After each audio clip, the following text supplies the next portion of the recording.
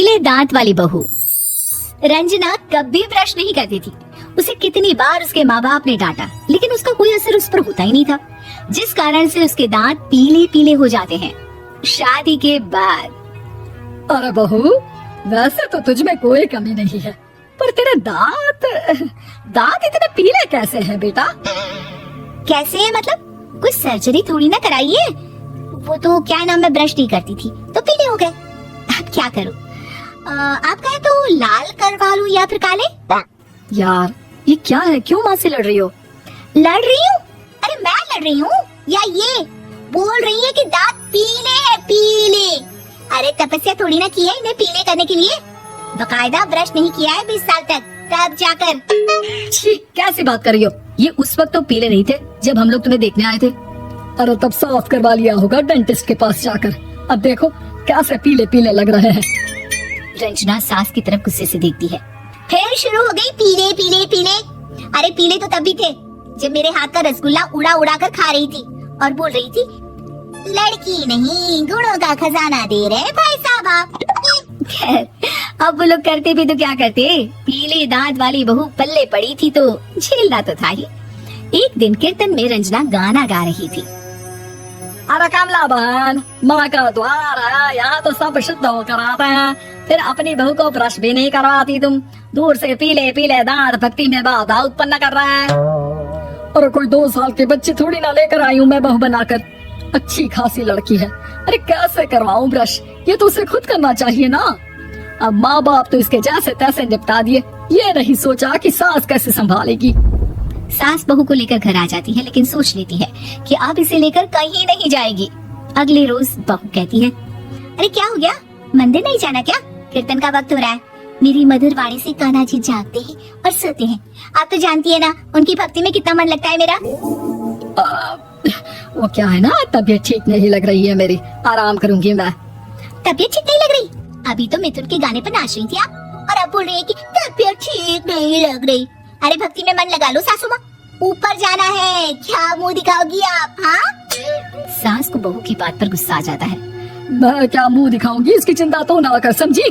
अपने मुंह की चिंता कर, जो ये पीले पीले दांत लेकर हर जगह पहुंच जाती है। पता है लोग कितना मजाक बनाते हैं। ना जी ना, मैं नहीं जाना कहीं तेरे साथ।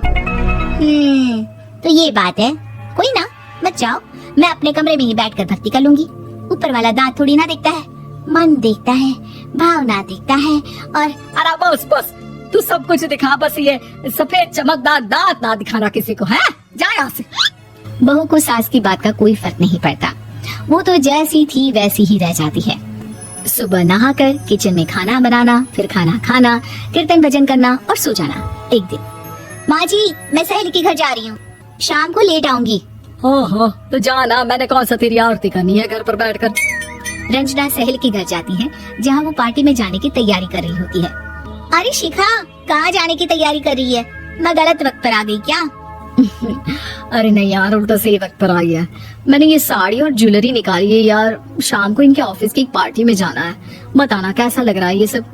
नहीं यार, इस ड्रेस के साथ तो वो वाली ज्वेलरी अच्छी लगेगी। हाँ सही बोल रही है, मैंने ध्यान ही नहीं दिया।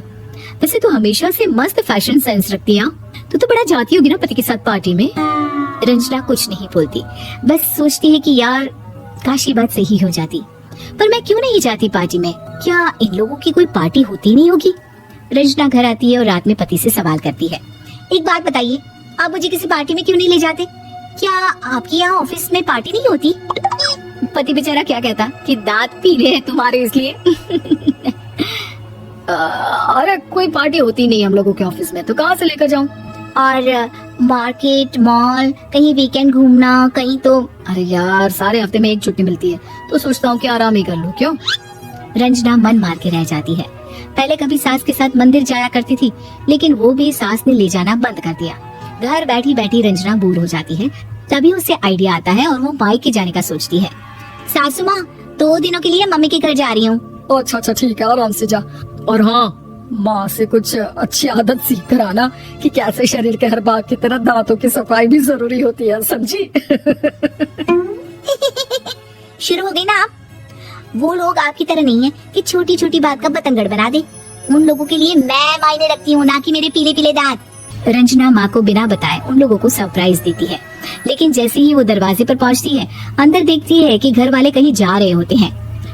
माँ, काश रंजना दीदी के दांतों वाली प्रॉब्लम नहीं होती तो वो भी हम लोगों के साथ चलती ना बुआ जी की बेटी की शादी में। हाँ बेटा, लेकिन अब उसे कौन समझाए कि उसको उसके पीले दांत नहीं दिखते, लेकिन उसके आसपास के लोगों को कितना एम्बैरेसिंग फील कराते हैं। मुझे तो कितनी बार उसके स्कूल की टीचर ने शिकायत की कि उसके साथ कोई लड़की बैठना भी नहीं चाहती, और ना ही कॉलेज में कोई उससे बात करना चाहता था, लेकिन पता नहीं क्यों उसे ये बात समझ में ही नहीं आती। कोई कमी नहीं है उस लड़की में, बस यही के दांत पीले हैं। वो तो भला हो जीजाजी और उनकी माँ का, जो दीदी को जैसी है वैसे ही रखा हुआ है। रंजना को अपने घर वालों की बात सुनकर बहुत दुख होता है। वो सोचती है कि वो क्या करे, लेकिन फिर वो सीधा डेंटिस्ट के पास जाती है, अपने दांत चमकाती है और कसम खाती है कि वो रोज ब्रश करेगी।